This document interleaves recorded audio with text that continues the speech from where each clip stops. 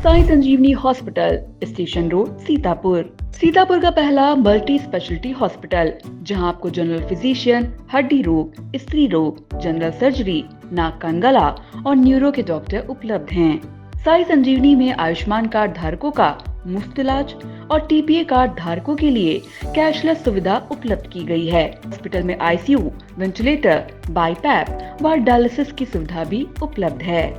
Sai Sanjeevani hospital, station road, Sitapur. नमस्कार, आप देख रहे हैं आई इंडिया और मैं हूं डॉक्टर पंकज सिंह गौर। भाजपा के कद्दावर नेता और पूर्व सांसद ब्रजभूषण शरण सिंह दिल्ली जाने से पहले अपने हेलीकॉप्टर से हरदोई पहुंचे और पहलवानों के बीच पटका पटकी कराई। हरदोई के मल्लावा में परंपराओं और आस्था से जुड़ा 2 दिवसीय जल विहार मेला पूरे उल्लास और उमंग के साथ मनाया जा रहा है। मेले के दूसरे दिन गंज जलालाबाद में आयोजित दंगल प्रतियोगिता ने न केवल लोगों का मन मोह लिया, बल्कि हजारों की भीड़ ने तालियों और जयकारों के बीच पहलवानों का हौसला भी बढ़ाया। इस खास मौके पर दंगल कुश्ती प्रतियोगिता का फीता काटकर शुभारंभ करते हुए मुख्य अतिथि पूर्व सांसद ब्रजभूषण शरण सिंह क्या बोले, आइए पहले उसे सुन लेते हैं। मिल जाए तो वो भी कुश्ती लड़ने लगते हैं, यानी ये नेचुरल गेम है। और पहले यही संसाधन था, पहचान थी कि आदमी स्वस्थ कैसे रहे, तो यही मिट्टी का अखाड़ा और मिट्टी में कुश्ती, यही हमारी पहचान थी। आज हम, क्योंकि समय नहीं है, लेकिन सिर्फ इतना कहना चाहते हैं, हमारे वेदों में, शास्त्रों में कहा गया है कि सबसे प्रथम निरोगी काया। मनुष्य का पहला कर्तव्य ये होना चाहिए कि वो स्वस्थ कैसे रहे, उसके माता पिता स्वस्थ कैसे रहें, उसके बच्चे कैसे स्वस्थ रहें, पूरा परिवार कैसे स्वस्थ रहे। यानी हमारी प्राथमिकता जो हमारे शास्त्रों में बताई गई है कि हमारा मनुष्य का पहला कर्तव्य है कि वो स्वस्थ कैसे रहे, इसके लिए उसे उपाय करना चाहिए। इससे पूर्व ब्रजभूषण शरण सिंह का हेलीकॉप्टर प्राइमरी पाठशाला मैदान पर उतरा। वहां से कार द्वारा दंगल स्थल पहुंचे।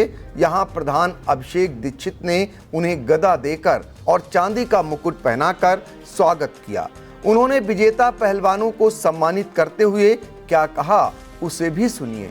दीक्षित जी मेरे पास गए थे आमंत्रित करने के लिए कि मेरे गांव में एक दंगल होता है, यहाँ की जनता दंगल को बहुत पसंद करती है, तो आप आ जाइए।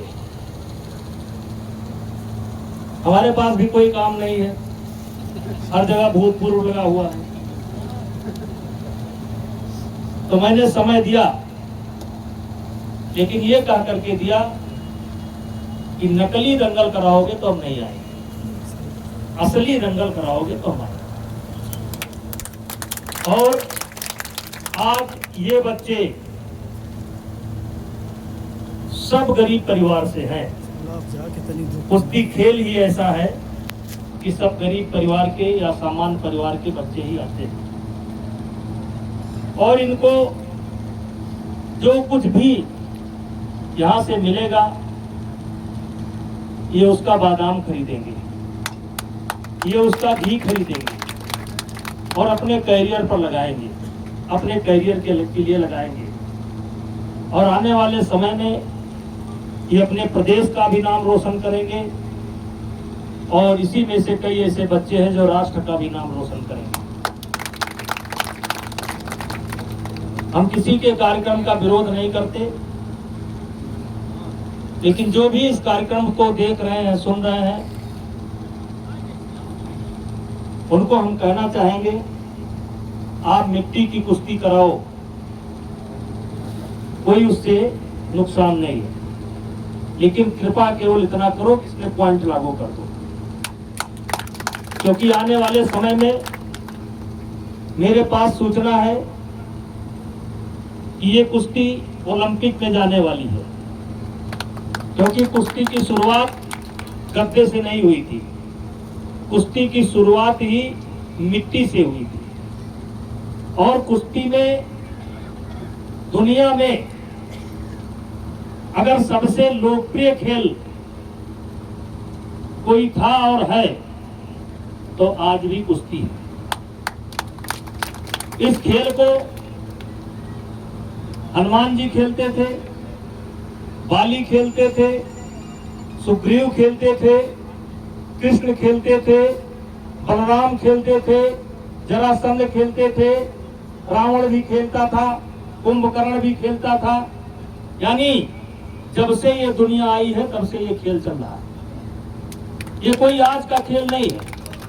कुछ खेल ऐसे होते हैं जिन्हें मनुष्य बनाता है और कुछ खेल ऐसे होते हैं जिन्हें प्रकृति बनाती है। दो छोटे बच्चों को छोड़ दीजिए, वो कुश्ती लड़ने लगते हैं।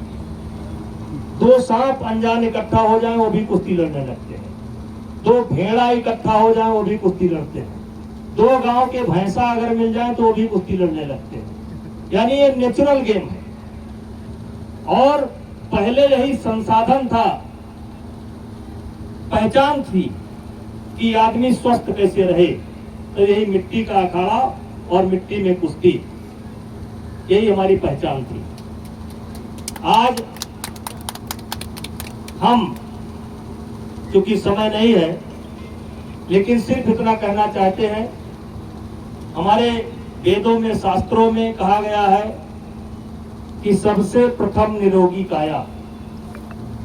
मनुष्य का पहला कर्तव्य ये होना चाहिए कि वो स्वस्थ कैसे रहे, उसके माता पिता स्वस्थ कैसे रहे, उसके बच्चे कैसे स्वस्थ रहे, पूरा परिवार कैसे स्वस्थ रहे। यानी हमारी प्राथमिकता जो हमारे शास्त्रों में बताई गई है कि हमारा मनुष्य का पहला कर्तव्य है कि वो स्वस्थ कैसे रहे, इसके लिए उसे उपाय करना चाहिए।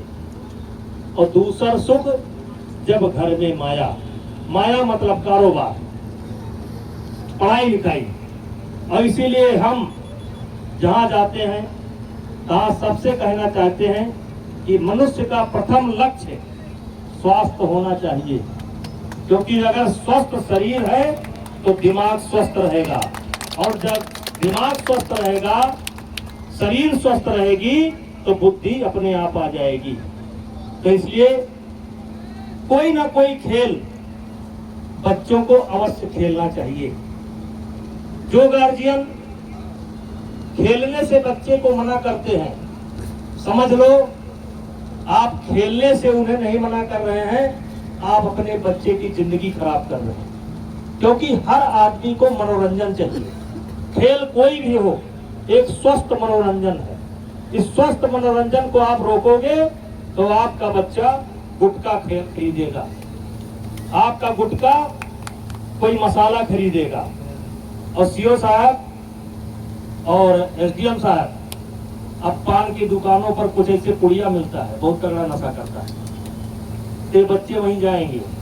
तो इसलिए पुनः मैं दीक्षित जी को, आई हुई जनता को, आए हुए पहलवानों को, सुरेश उपाध्याय जी को, चंद्रविजय जी को हम अपने तरफ से धन्यवाद देते हैं कि आप लोगों ने एक बहुत अच्छा कार्यक्रम कराया। और ऐसे अगर कार्यक्रम कराते रहेंगे तो हो सकता है यहाँ से भी कुछ बच्चे निकले।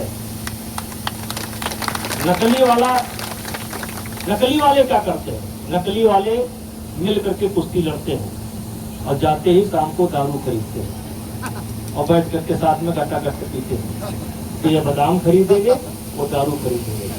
मेले में हर वर्ग और उम्र के लोग पहुंचे। जयकारों, तालियों और ढोल नगाड़ों की गूंज से पूरा मैदान गूंज उठा। इस मौके पर भाजपा नेता नरेश दीक्षित, अभय शंकर शुक्ला, विशाल जायसवाल सहित क्षेत्र के तमाम खेल प्रेमी मौजूद रहे। आप भी देखिए दंगल में पहलवान किस तरह एक दूसरे को पटकनी देने के लिए दांव पेंच आजमा रहे हैं।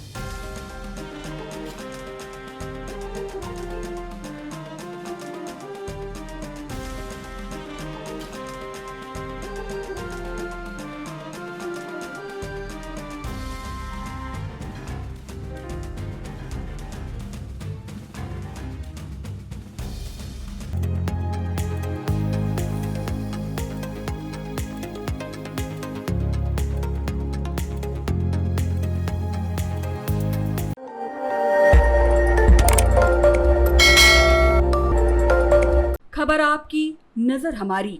देखते रहिए आई इंडिया।